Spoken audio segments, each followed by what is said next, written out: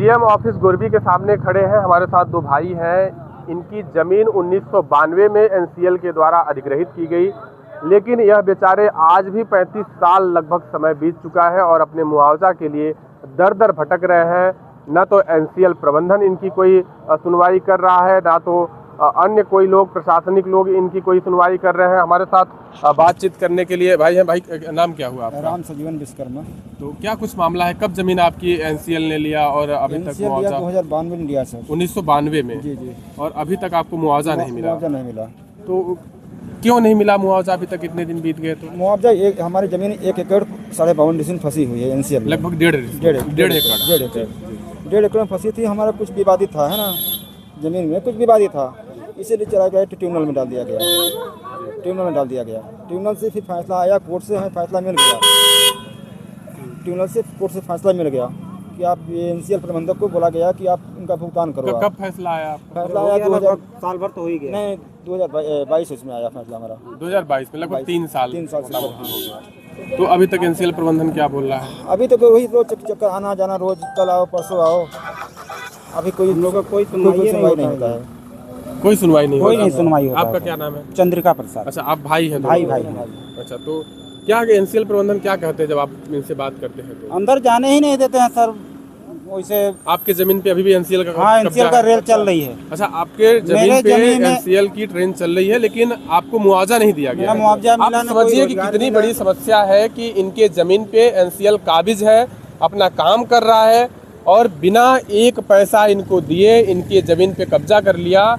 और जब एक कंपनी के ऑफिस के अंदर घुसने की कोशिश करते हैं तो कंपनी इनको अंदर घुसने नहीं देती। जो सुरक्षा गार्ड है उनको रोक देते हैं। कितनी जमीन थी आपकी? 1.5 एकड़ सर। अच्छा, मतलब भाई हैं, 1.5 एकड़ जमीन। कितना मुआवजा बना था 1992 में आपका? 1,43,000। लगभग 1.5 एकड़ जमीन का लगभग 1.5 लाख रुपए मुआवजा बना था 1992 में। आज के स्थिति में देखा जाए तो करोड़ों रुपए होता है। हाँ। और उस समय पे क्या प्रावधान था नौकरी वगैरह का? एनसीएल कैसे नौकरी देती थी? 50 डिसमिल पे एक नौकरी। लगभग 1.5 एकड़ जमीन है, यानी 3 नौकरी आपको एनसीएल एम्प्लॉय आपको बनाया जाता है उसमें। हाँ। अभी ये लोग क्या, उसका क्या प्रावधान है? अभी क्या कह रहे हैं? अभी तो हमको अभी सर प्राइवेट काम भी नहीं दे रहे हैं एनसीएल के। तो आप लोग क्या करते हैं? अभी क्या करते हैं? खेती बाड़ी थोड़ा बहुत कर लेते हैं सर। कोई हम लोग के पास बेरोजगार है। 1.5 एकड़ जमीन आपकी एनसीएल ले ली और आप खेती बाड़ी करने के लिए मजबूर हैं। मुआवजा भी नहीं मिला, आपके जमीन पे काबिज भी है। समझिए कि सिंगरौली में किस तरह से भर्रेशाही मची हुई है।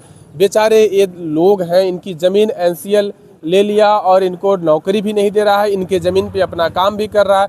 आप समझिए कि अगर आप होते, किसी के जमीन पे इस तरह से कब्जा कर लेते तो प्रशासन आपके साथ क्या करता? अब तक में आपके यहाँ बुलडोजर चल गया होता। लेकिन ये बेचारे पीड़ित हैं। कंपनी के अंदर जब घुसने की कोशिश करते हैं तो गार्ड इनको बाहर ही रोक देते हैं।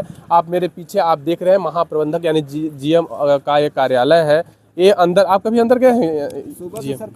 कभी अभी तक गए थे। सुबह बोले जीएम साहब आ जाते हैं, बोला बैठो वहीं बाहर में। हम लोग बैठे, कभी सुबह से बैठे हुए हैं। मिलने नहीं दिया गया? नहीं दिया गया। आप समझिए कि कोर्ट का आदेश है। कोर्ट का आदेश बता रहे हैं जैसे कि 2022 में कोर्ट ने आदेश दिया कि इनको उचित मुआवजा दिया जाए और आज तक मुआवजा नहीं दिया गया। लगभग 1.5 लाख रुपए इनका मुआवजा 1992 में बना था। पेपर ठीक है, मैं आपकी बात समझ लिया। लगभग 1.5 लाख रुपए 1992 में इनका बना था, जो आज करोड़ों रुपए होता है। और 1992 में जो भाई बता रहे हैं कि उस समय पे एक नौकरी जो है 50 डिसमिल जमीन पे मिलती थी और इनका 3 गुना जमीन है, तो लगभग 3 नौकरियां इनको मिलनी चाहिए थी। लेकिन आज देखिए कि ये भाई बेरोजगार हैं। कितने भाई आप लोग हैं? 5 भाई। 5 भाई हैं। लगभग 3 भाई को नौकरी तो मिलनी ही चाहिए थी। नहीं, 2 आदमी को दे दिए हैं। प्राइवेट नौकरी दी है ना, उसमें प्रावधान था कि एनसीएल का एम्प्लॉय बनाया जाएगा। तो ये पूरी तस्वीर है। आप देखिए कि किस तरह से एनसीएल प्रबंधन काम कर रहा है। जो लोग अपनी जमीन दिए हैं और आज भी जो है दर दर की ठोकर खाने को मजबूर हैं।